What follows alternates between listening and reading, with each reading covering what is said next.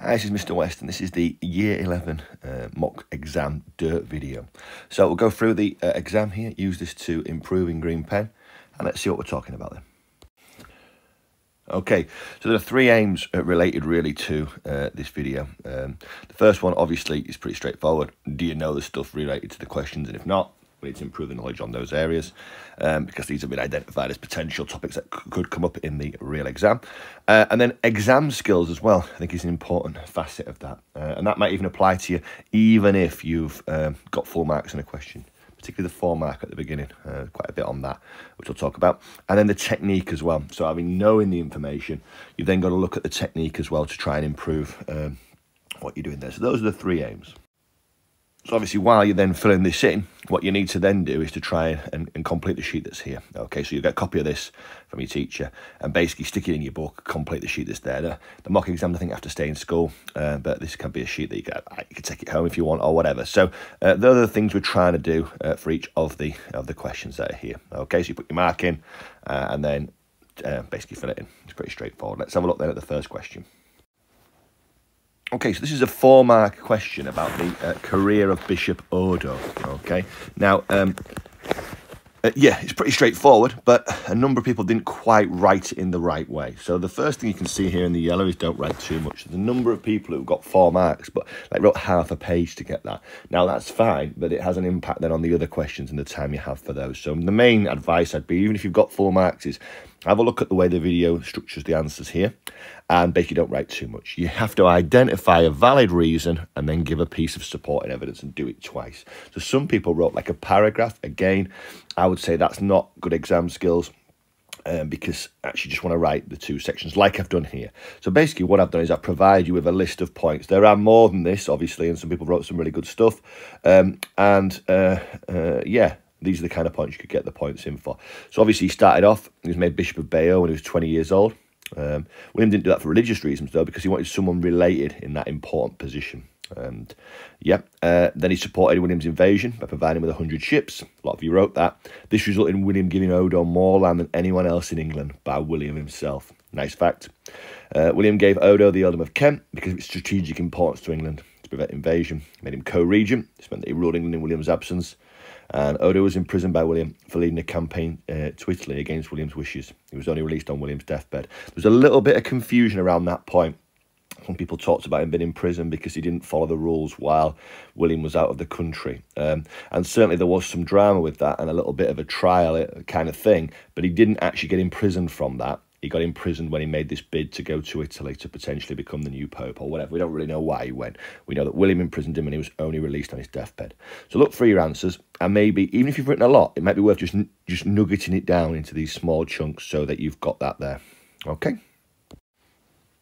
Well, Sean, this is something that Mr. Otway's put together. You need to use the resources to you. Okay, so my class provided with a GCSE pod and whatever. Obviously on that, here is the revision guide, Embassy to Normandy. There is a slide from the GCSE pod, and there it is on the syllabus. So we need to make sure that we know the things that are there, okay, that you're looking through. If you don't know what a word means, like embassy, check with your teacher, find out while you're revising. You just kind of ignore it, really. So you can see the resources are all there for you to use. So based on that then, what we've got is question B about the embassy to Normandy. As I say, looking at the previous slide there that I've just mentioned, you can see that there's quite a bit of information that you could have used, and a number of people didn't really know what was going on with the embassy, okay? In terms of the yellow target, don't write an intro and a conclusion for a 12-marker, okay? You just need 3 paragraphs, okay? So some people wrote intros, conclusions. Don't do that. You're wasting your time, okay? So that could be a good bit of advice. You need to answer is directed at the conceptual focus of the question. That's in the mark scheme, the top level. Why did the embassy improve William of Normandy's claim to the throne? So you can see, even before you start reading what I've done on this slide, that I've actually underlined where I've written this improved William's claim to the throne as well. Okay, so you need to write something and then write why it improved his claim. And that's a good purple target for everybody, really, because as you're getting 12 out of 12, it's probably, if you know the content, That's the first step, which we'll go on to in a minute in blue. You've got to be able to link it to the focus of the question, okay? So there's 3 paragraphs I've written here. You need to write 2 or 3 paragraphs for a 12-mark question. I've put this third one in here. Mr. Otway wasn't actually even aware of this third one, so I've tried to do it in a way that everyone can benefit from looking at the video. If you've done all right on this, so you've got 8 or 9, have a look at the third paragraph. If you've had a bit of you've not done that well, then look at the first one. Okay, so the first one is, the embassy strengthened William's claim to the throne because the Normans claimed that Harold had fought alongside William whilst he was in Normandy and saved some Norman men from drowning, which sounds great, doesn't it? Oh, you've saved some Norman men from drowning. But as a result of this, William gave Harold gifts of weapons and armour, and he may also have knighted him.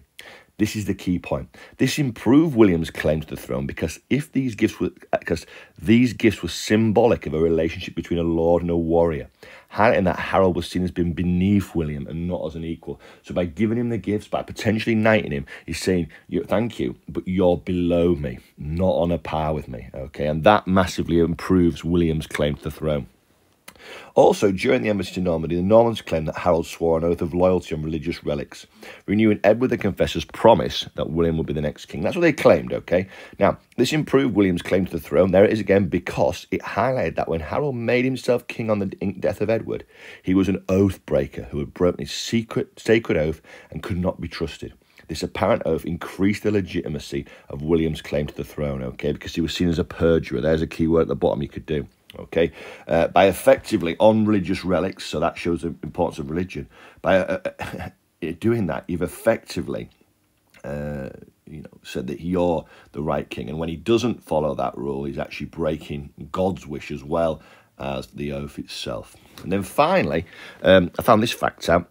And look, a nice little starter there for the sentence as well, which could be a good thing to practice if you're looking for purple target. Like, another reason why Godwinson's embassy to Normans strengthened William's claim to the throne was the embassy was seen as so significant by the Normans, it takes up half of the Bayeux tapestry.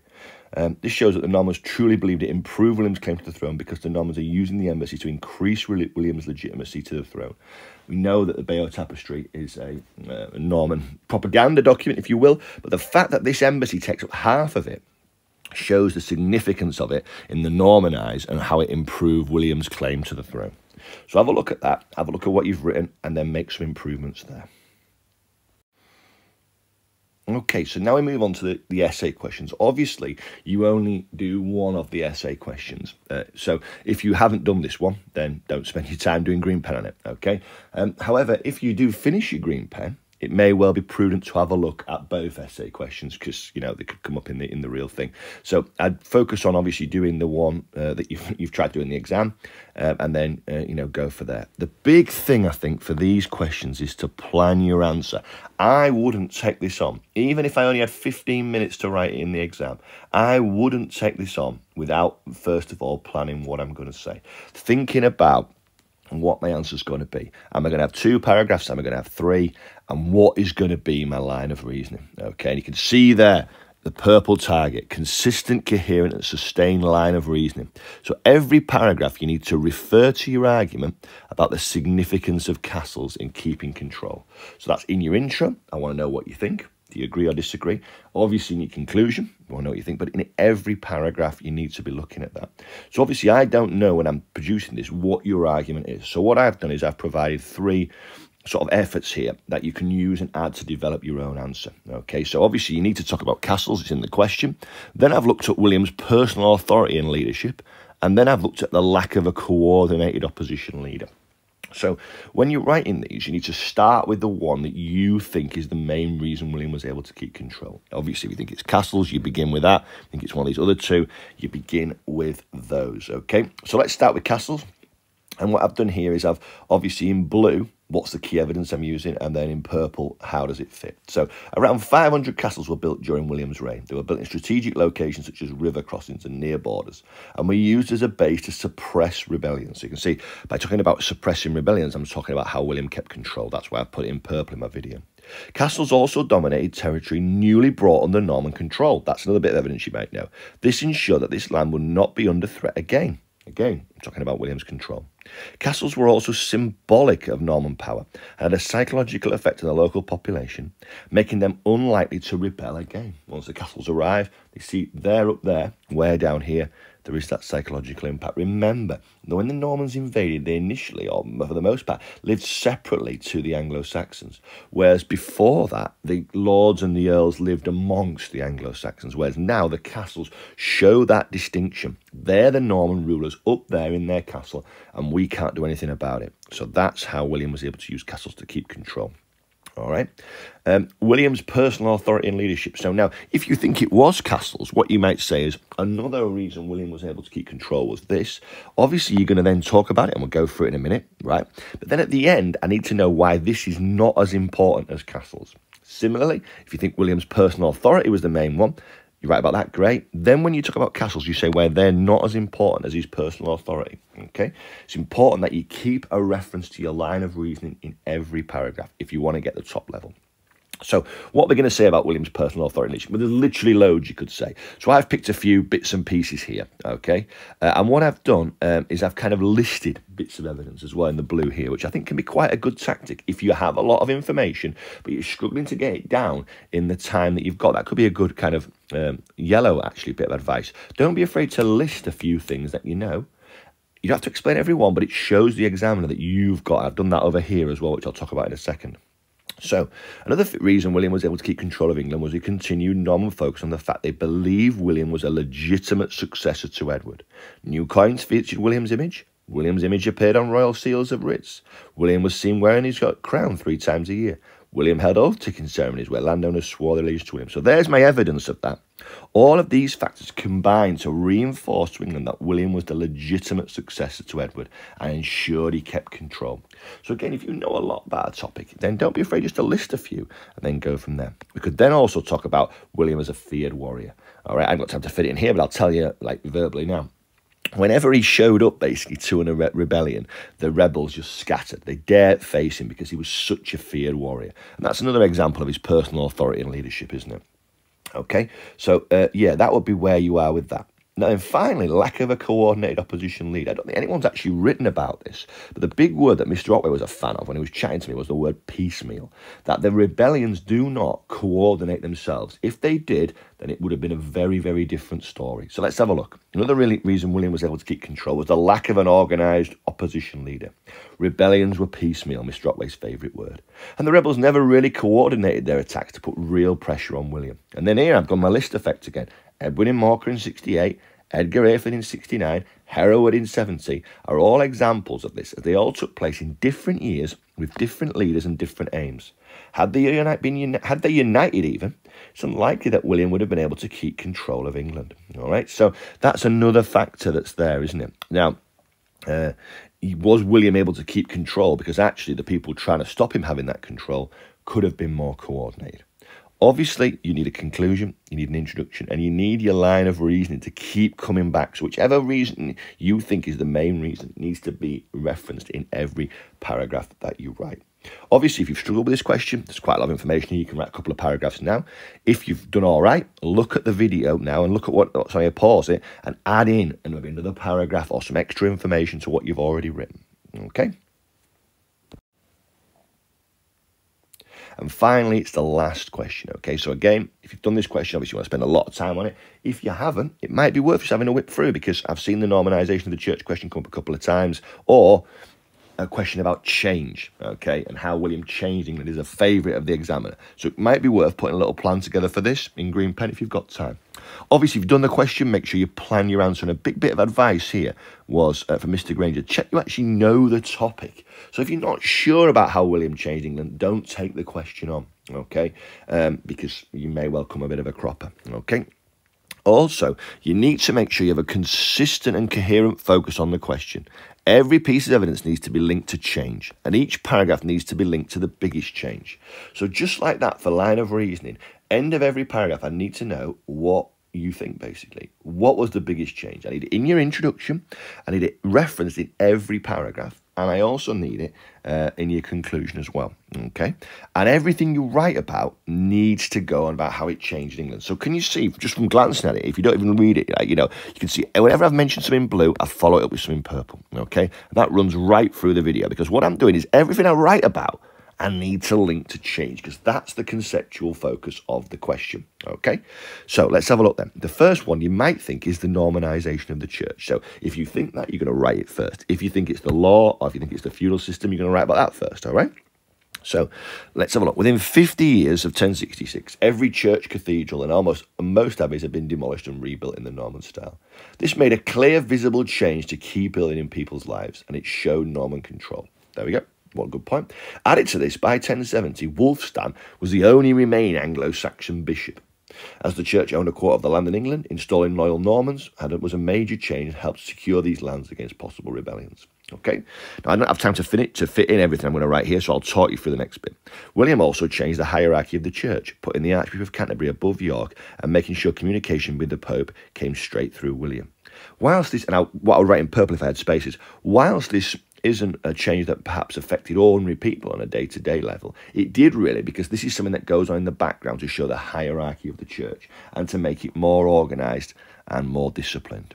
Okay, make sure ultimately that the priests are more disciplined in ensuring that the church they're involved in is doing exactly what's has been said. So that's the example of Normanisation.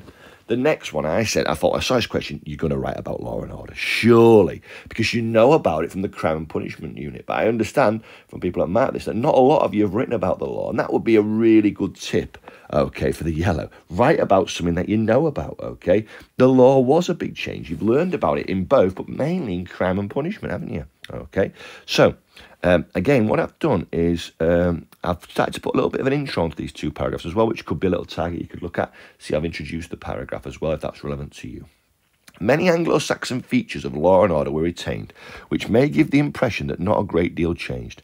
However, William made several changes in key areas. The forest was a hunting area reserved for William.